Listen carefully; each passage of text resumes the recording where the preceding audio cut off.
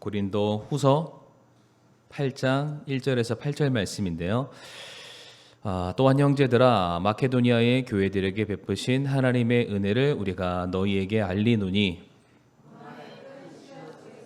그들의 넘치는 기쁨과 극심한 가난이 그들로 하여금 풍성하고 너그러운 선물을 넘치도록 하게 하였도다.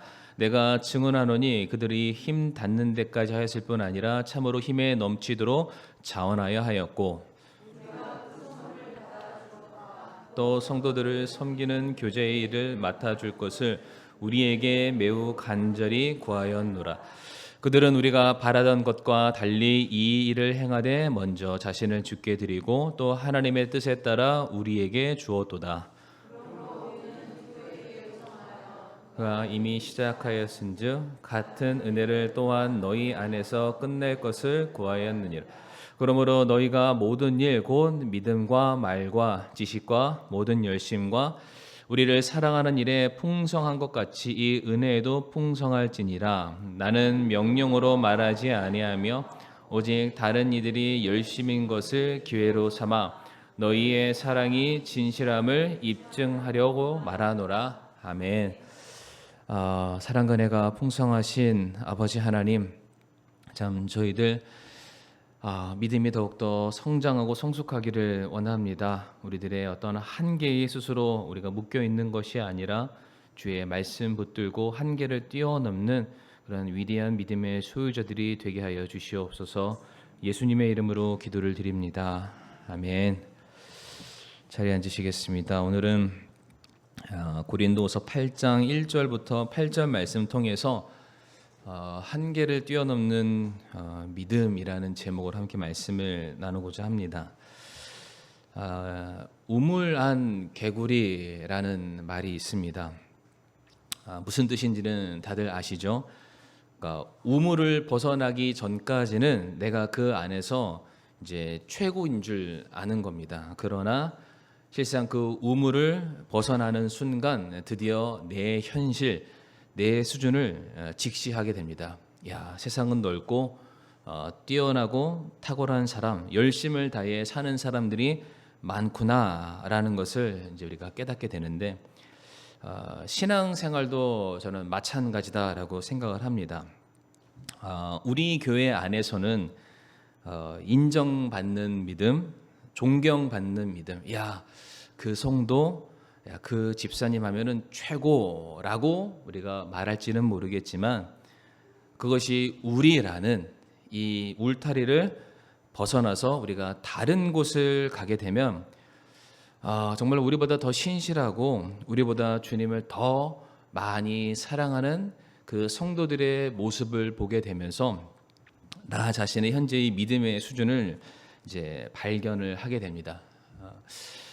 뭐 다른 교회 이야기하고 싶지는 않고 북한 선교 관련된 제가 간증을 예전에 한번 들은 적이 있는데, 이제 북한에서도 지하 교회라는 게 있습니다. 아마 한 번쯤은 들어보셨을 텐데 거기에도 주님을 믿는 성도들이 있습니다. 우리도 같은 성도고 우리도 신앙생활하고 그분들도 신앙생활하고 우리도 믿음이 있다고 말하고 그분들도 믿음이 있다라고 말을 하죠.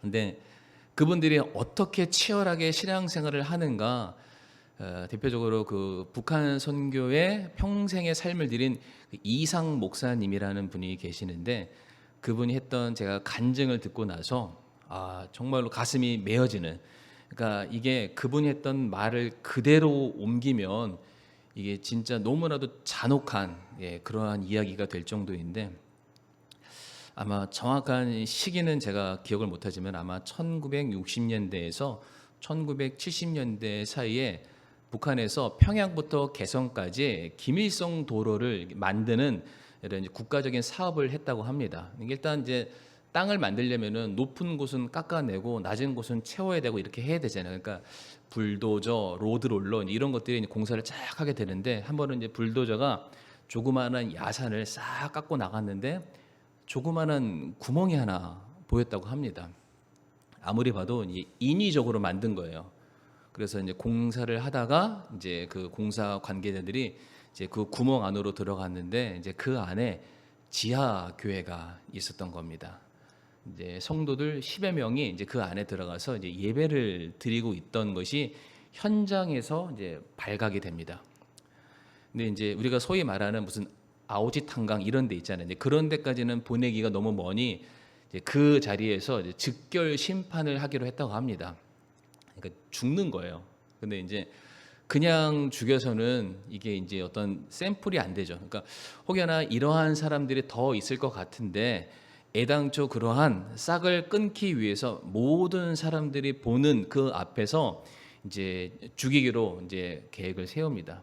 근데 이제 그 열 몇 명 되는 사람들 중에 어린 아이가 이제 2명 있었습니다. 이제 우리 교회 주일학교 학생들만큼 어린 아이 2명 있고 이게 있는데 어린 아이부터 이제 사형대 위에 이렇게 세워놨습니다. 이제 총을 안 쏘고 사형대를 만들어 놓고 이제 줄을 하나 내려놓고 이제 목에다가 메어서 밑에 올라가 있는 그 의자를 탁 치면은 이제 대롱대롱 매달려서 죽게 되는. 이제 그 초등학교도 안 되는 이제 그런 꼬마 아이가 이제 그 위에 올라갔는데 얼마나 두렵겠어요. 그러니까 이제 그 자기 목에 걸려 있는 목줄을 붙잡고 이제 엄마 엄마 부르는 거예요. 근데 이제 그 아이의 부르짖음이 너무 간절하니까. 근데 이제 옆에서 그 사형을 집행하는 이제 집행관이 자기 귀에는 너무 이제 시끄러운 거예요. 그러니까 이 애 엄마 누구냐고. 그러니까 이제 저기 엄마가 이제 손을 듭니다. 그 엄마도 동일하게 그 지하교회에서 예배를 드렸던 성도죠. 근데 이제 그 엄마가 이제 아이한테 갑니다. 그래서 이제 뭐라고 달래줬냐. 그러니까 그 아이한테 엄마가 가서 하는 얘기가 아이야 울지 마라. 슬퍼하지 마라. 지금 너 예수님 만나러 가는 길이야. 라고 딱 말을 해줬더니 그 아이가 울던 울음을 딱 멈췄다고 합니다. 그래서 처음에는 자기 목에 걸려있는 이 밧줄을 어떻게 해서든 살기 위해서 막 붙잡고 벗겨내고 매달리려고 이렇게 하고 있었던 이 손이 엄마 말을 듣자마자 뒤로 손을 깍지를 끼는 거예요. 어린아이가. 그 상태로 그 집행관이 이제 밑에 의자를 탁자를 탁 치니까 아이가 이제 그대로 그 자리에서 이제 생명을 다하게 됩니다. 이제 아이가 2명이라고 그랬잖아요. 근데 이제 먼저 죽은 아이가 막내 동생, 이제 첫째 위에 이제 장남인데 이제 걔가 또 똑같이 올라가는 거예요. 근데 올라가면서 그 아이가 옆에 있는 사형 집행관을 보면서 아저씨, 예수님의 아저씨 사랑해요라는 말을 했다고 합니다. 뭐 그 집행관이야 뭐 들은 듯 말든 뭐 상관하지 않죠. 그러니 그 아이도 이번엔 울지 않고 그냥 그대로 그거를 다 이제 감당해 내는데 아이가 딱 죽기 전에 엄마를 바라보면서 엄마 감사합니다. 예수님 만나서 천국 가게 해주셔서 감사합니다. 그러니까 마지막으로 유언 같은 메시지를 하고 이제 그 아이도 이제 죽게 되죠. 그 조그만한 그 지하 교회에도 목사가 있을 거 아니에요. 그 사람들이 인도하는 선생 같은 그런 사람이 있을 텐데 이 사람은 그냥 죽여서는 안 된다. 아까 제가 이제 공사하는 중에 발견됐다고 말씀드렸잖아요. 그 혹시 성도님 로드롤러가 뭔지 아시나요? 앞뒤에 커다랗게 동그랗게 생긴 게 이제 밑에 길을 판판하게 만들어주는 거. 그 목사 되는 그 사람을 바닥에 누입니다. 그리고 로드롤러가 그대로 발끝에서부터 무릎, 허벅지, 배, 얼굴을 향해서 쭉 이제 천천히 올라가는데 그 목사님이 그렇게 오고 있는데 온 몸이 진짜 찌그러지는 그런 고통을 받고 있는 그 순간 속에서도 찬양을 불렀다고 합니다. 내 구주 예수를 더욱 사랑. 그러니까 제가 이제 무엇을 말씀드리고자 하냐면 이렇게까지 하면서 주님을 믿는 사람들이 있습니다. 그러니까 정말로 그 믿음 하나 지키기 위해서 신앙생활하기 위해서 자신의 모든 것을 다 내어 던지는 그러한 성도들이 있습니다. 그분들도 믿는다라고 말을 하고요. 우리들도 믿는다라고 말합니다. 그분들도 신앙생활한다라고 말하고요. 우리도 신앙생활한다라고 말합니다.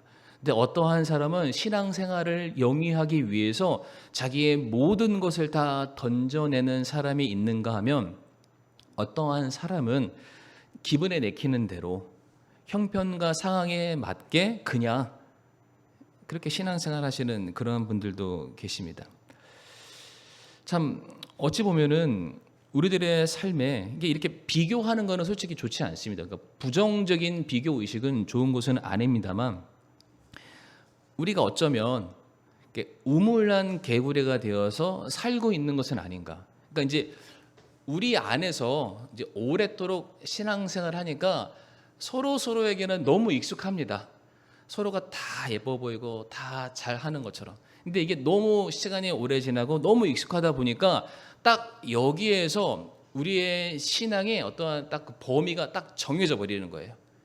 그리고 그냥 우리끼리 서로 잘한다, 좋아, 최선을 다해서 이제 이렇게는 하고 있는데 우리가 정해놓은 이 영역을 살짝 벗어나면은 그 북한에 있는 그 지하교회 성도들처럼 자기 목숨 걸고 정말로 주님을 사랑하겠노라라고 신앙생활하는 그러한 성도들도 있습니다. 참 저는 그러한 차원에서 우리가 도전을 받아야 된다라고 생각을 합니다.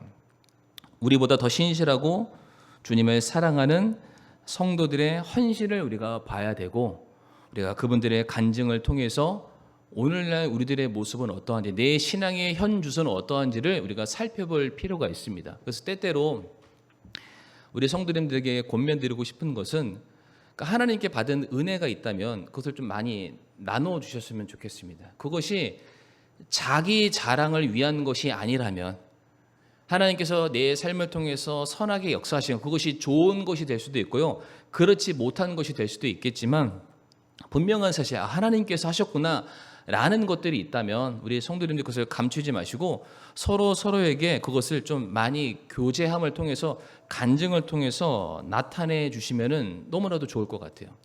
그러한 것들이 우리들의 믿음의 한계를 계속 깨트려 나가는 겁니다. 야, 하나님께서 이렇게도 역사하시는구나. 지금도 살아계시는구나. 우리가 믿는 하나님이 2000년 전, 3000년 전 성경 안에 기록되어 있는 그런 하나님, 어떤 무슨 위인전에 나오는 그런 분이 아니라 오늘날에도 여전히 살아계셔서 우리들의 삶의 문제를 동일하게 역사하시고 능력으로 우리를 붙들어 주시고 구원해 주시는 그러한 하나님이십니다. 그러니까 그 하나님에 대해서 우리가 계속해서 이야기를 나눌 필요가 있다. 특별히 참 우리 주변에 하나님께서 사용하시는 사람들을 보게 됐을 때 그리고 하나님께서 사용하시는 그런 교회들의 이야기를 듣게 됐을 때 너무 부럽잖아요. 아, 정말 그런 교회가 있구나. 야, 그런 사람들이 있구나.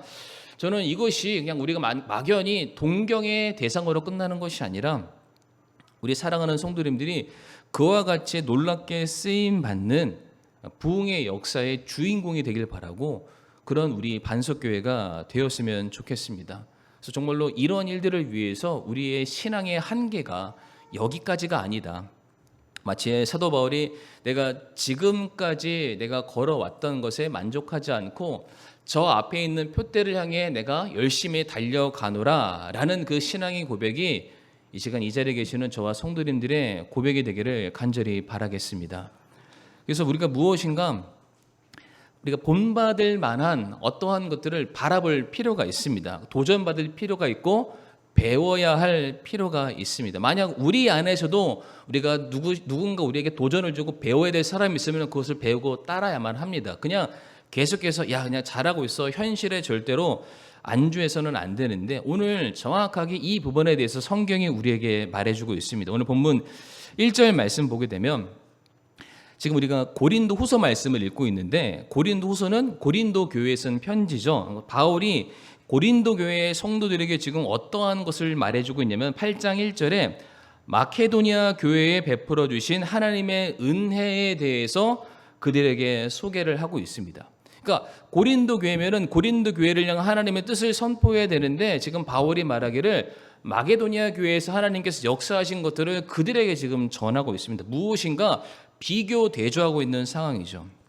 제가 간단하게 지도 하나 좀 잠깐 보여드리도록 할 텐데요. 성도님 지도 보이시나요? 빨간색 화살표를 보게 되면 위에 마케도니아라고 되어 있습니다. 그리고 밑에 보라색 화살표를 보게 되면은 아가야가 있고 바로 바 밑에 보면은 고린도라는 지역이 있습니다. 그러니까 이게 전체적으로는 현재 이것을 우리가 발칸 반도라고 말하는데, 발칸 반도의 북쪽에는 마케도니아 교회가 있고 발칸 반도의 남쪽에는 아가야와 고린도 교회가 있습니다. 그러니까 한 지역 안에, 예를 들어서 대한민국으로 따지면은 서울과 부산 같은 그런 느낌이 될 수가 있습니다. 그러니까 지금 바울이 고린도 교회를 향해서 마게도니아 교회 이야기를 하는 것은 마치 제가 오늘 이 강단에서 반석교회 성도님들에게 저기 북부에 있는 어떠한 교회 이야기, 아니면은 서울에 있는 또 다른 성서침례교회 역사하신 하나님의 놀라운 사역에 대해서 제가 좀 전하는 것과 마찬가지인 그런 상황입니다. 근데 바울이 이제부터 어떤 말을 하게 되냐면은 2절 말씀 한번 띄워주시고 우리 성도님 한번 읽어보시겠습니다. 시작.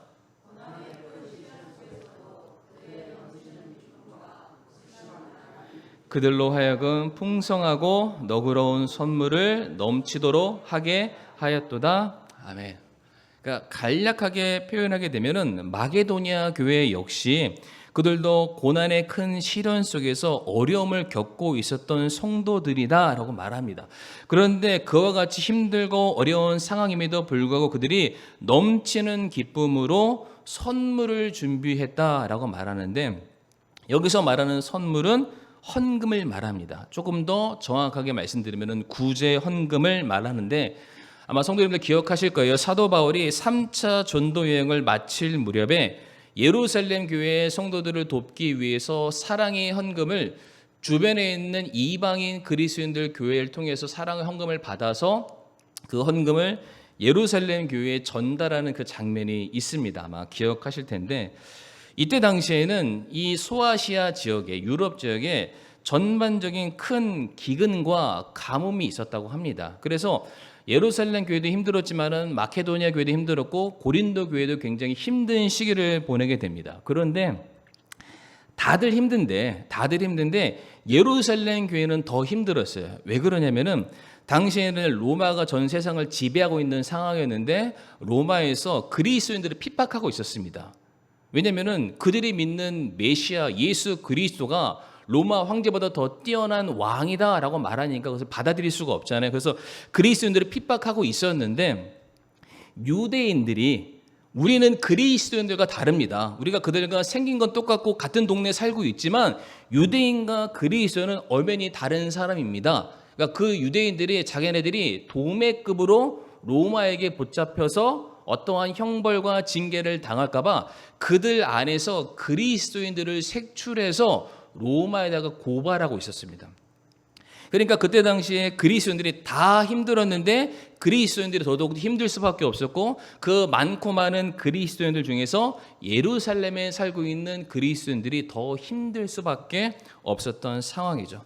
바로 이와 같은 상황을 알고서 사도 바울이 이방에 있는 교회들로부터 수많은 헌금을 거두어서 예루살렘 교회를 도와주게 됩니다. 그런데 이렇게 돕는 모든 일들 중에서 사도 바울이 어떠한 교회를 찝어서 설명하냐면 마게도니아 교회를 찝어서 언급을 합니다. 그들의 도움이 너무나도 컸다. 그들이 힘에 지나도록 자신들의 피로들을 가져와서 예루살렘 교회를 도와줬더라라고 지금 그 소식을 고린도 교회에게 전하고 있죠. 오늘 3절 말씀을 한번 띄워주시면 감사하겠습니다. 그들의 섬김, 마케도니아 교회의 섬김이 얼마나 컸는지 3절 말씀에 내가 증언하노니 그들이 힘 닿는 데까지 하였을 뿐 아니라 참으로 힘에 넘치도록 자원하여 하였고 라고 되어 있습니다. 그러니까 이 개역 성경에서는 뭐라고 번역되냐면 힘에 진하도록 이라고 되어 있어요. 그러니까 마케도니아 교회의 성도들이 굉장히 많은 헌금, 그냥 적은 헌금이 아니라 굉장히 풍성히 많은 헌금을 준비했는데, 그것이 그들이 거기에서 만족했던 것이 아니라 그들이 할 수 있는 것 그 이상의 것, 수중에 남아있는 여유의 돈을 드린 것이 아니라 아예 작정을 해서 내가 할 수 있는 수준을 뛰어넘어서 예루살렘 교회, 힘들고 어려운 시기를 겪고 있는 성도들을 돕는 일을 위해서 그들이 자발적으로 자원해서 그들이 동참했다라고 되어 있습니다. 그러니까 자발적이다, 자원했다라는 말은 무엇을 할 수 있냐면은 어떠한 한계치가 없다라는 겁니다. 그러니까 사도 바울이 마게도냐를 가서 100만 원만 도와주세요라는 게 아니라 그냥 사도 바울이 마게도냐 가서 예루살렘 교회의 어려움을 설파했는데 당시 예루살렘 교회 성도들이 필요한 것 그 이상의 것을 마게도냐 성도들이 그들도 어려움에도 불구하고 더 많은 것들을 모아서 섬겼다라고 되어 있습니다. 그러면서 이어지는 4절 말씀 보게 되면 우리가 그 선물을 받아 줄 것과 또 성도들을 섬기는 교제 일을 맡아줄 것을 우리에게 매우 간절히 구하였다라고 되어 있죠. 무슨 얘기냐면 지금 마게도니아 성도들은 자원해서 자발적으로 헌금을 모았습니다. 바울이 강요한 게 아니에요. 달라고 요청한 게 아닙니다. 자발적으로 걷어서 바울의 손에 지금 쭉 하고 찔러 넣어주는 거예요. 그러니까 사도 바울이 원치 않았던, 기대하지 않았던 헌금이 들어오니까 왜 우리에게 이렇게 힘에 지나도록 줍니까? 당신들도 어렵지 않습니까? 마게도니아 성도들이 넣어도 받아가세요. 그리고 예루살렘 교회 성도들 이것으로 필요한 것이 있으면 다 도와주세요. 그러면서 4절 후반절에 뭐라고 되어 있냐면 또 성도들을 섬기는 교제 일을 맡아줄 것을 우리에게 매우 간절히 구했다. 이게 뭐냐면 이제 이 한 번으로 끝나는 것이 아니라 예루살렘 교회에 또 다른 어려운 소식이 들리거든 우리에게 또 말해주세요. 우리가 이번 한 번으로 그들을 돕는 것이 끝나는 것이 아니라 계속해서 우리가 할 수 있는 한 우리가 예루살렘 교회의 성도들을 돕는 일에 참여하겠습니다. 굉장히 위대한 도전이기도 합니다. 마치 그 선한 사마리아인의 비유에서 그 사마리아 사람이 강도 맞은 사람을 여관으로 데려가죠. 잘 치료해 줍니다. 그러면서 자기 볼 일이 있으니까 떠나잖아요. 떠나면서 여관 주인에게 뭐라고 말하냐면 그를 돌봐주십시오. 그에게 필요한 것 모든 것을 다 해주세요. 내가 돌아와서는 그것을 내가 다 갚겠습니다.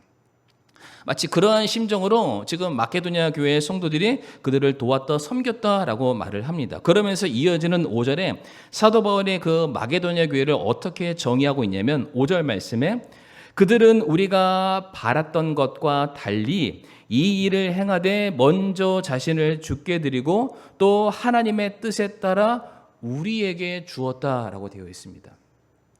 무슨 뜻일까요?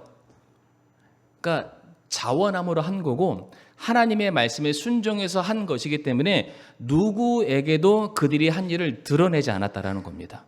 그러니까 오른손이 한 일을 왼손이 모르게 한 것처럼 우리는 그저 하나님의 말씀과 하나님이 우리에게 주신 그 사명과 부담감에 순종한 것뿐이지 이렇게 했다고 얼마를 그들을 위해서 헌금했다고 우리 자신을 드러낼 이유가 하등 전혀 없습니다. 우리의 이름은 그냥 감춰주세요. 그들의 필요만 채워주세요. 또 필요가 있다면 또 우리에게 말해주세요. 그러니까 이렇게 섬겼던 사람들이 마케도니아 교회였다라고 사도 바울은 말하고 있습니다. 성도님, 제가 지금 이 이야기가 헌금을 강요하는 그런 설교가 절대 아니에요. 재정 설교를 드리는 게 아니라 정말로 어떻게 마게도니아 교회의 성도들이 또 다른 성도들을 돕는 일에 어떠한 마음을 가졌는지를 지금 말씀을 드립니다.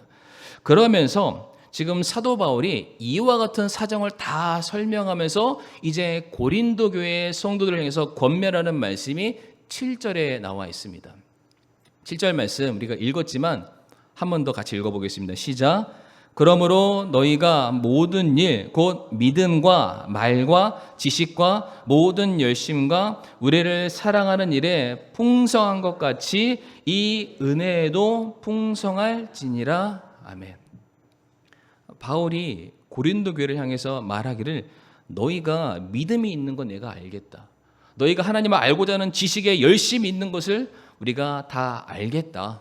그러나 너희 자신이 주님 앞에 바로 서 있는 것으로만 만족하지 말고 이제 이 은혜에도 풍성하라. 어떠한 다른 사람들을 돕는 것, 같은 믿음 안에 성도들이 넘어져 있는 것을 봤다면 그들을 일으켜 세워주는 그 일에서도 너희가 받은 바 은혜를 나눠주는 일에도 너희들이 온전하게 참여했으면 좋겠다. 지금 바울이 고린도 교회의 성도들의 믿음의 한계를 지금 깨워주고 있습니다. 여기까지 나아가야 된다. 그러면서 이어지는 8절 말씀 뭐라고 되어 있습니까? 나는 명령으로 말하지 아니하며 오직 다른 이들이 열심인 것을 기회로 삼아 너희의 사랑이 진실함을 입증하려 말하노라라고 되어 있습니다. 너희 주님 사랑한다면서, 너희가 주님께서 무엇인가 너에게 부탁하신 게 있으면 그 일에 위해서 최선을 다해서 헌신하겠다고 그렇게 말을 했잖아. 그렇다면 너희들이 하나님의 자녀인 것을 입증하기 위해서라면 이 일에 참여해야 된다.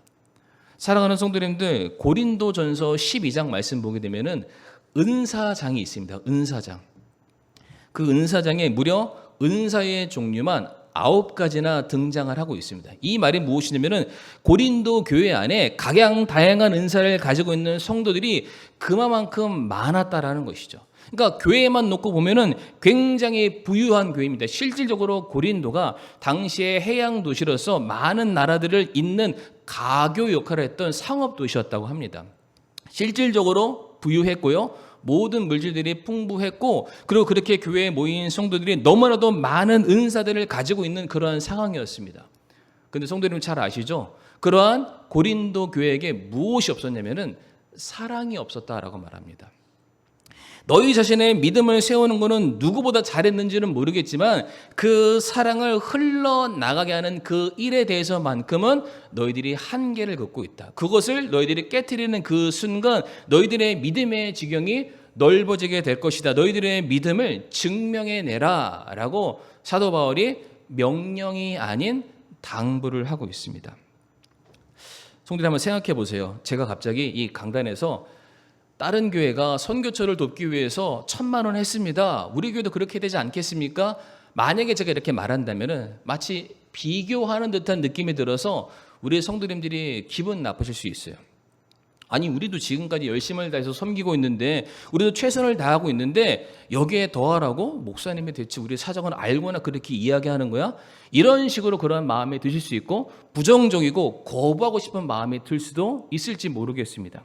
그런데 오늘 본문에서 사도 바울의 이 권면을 고린도 교회 성도들이 온전하게 받아들였을까요? 아니면 거부했을까요? 뻔하죠. 그것을 기쁨으로 받아들입니다. 비교 의식으로 하는 것이 아니라, 그래, 우리가 해야 될 사명이 여기까지가 아니라 한 걸음 더 나아가는 데까지 있구나 라는 믿음의 틀, 확장이 훨씬 더 넓어지는 모습을 우리가 볼 수 있는데, 우리가 다 같이 로마서 15장 26절에서 27절 말씀, 로마서 15장 26절에서 27절 말씀 같이 한번 천천히 읽어보겠습니다. 시작. 이는 마케도니아와 아가야 사람들이 예루살렘에 있는 가난한 성도들을 위해 얼마를 기부함으로 기뻐하였기 때문이라.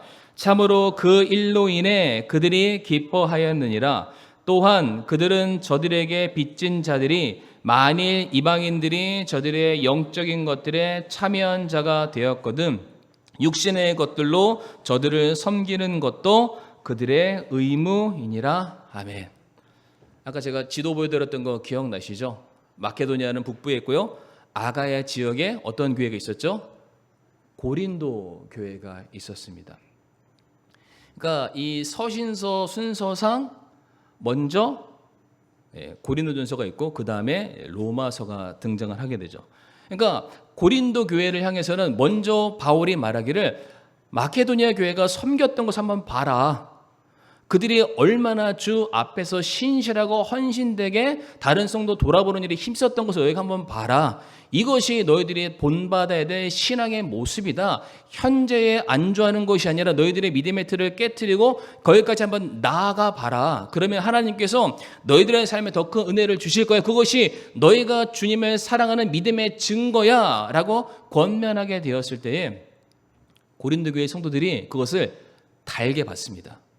그래서 그 일에 동참하게 됐더니 이번에는 사도 바울이 누구에게 편지를 썼죠?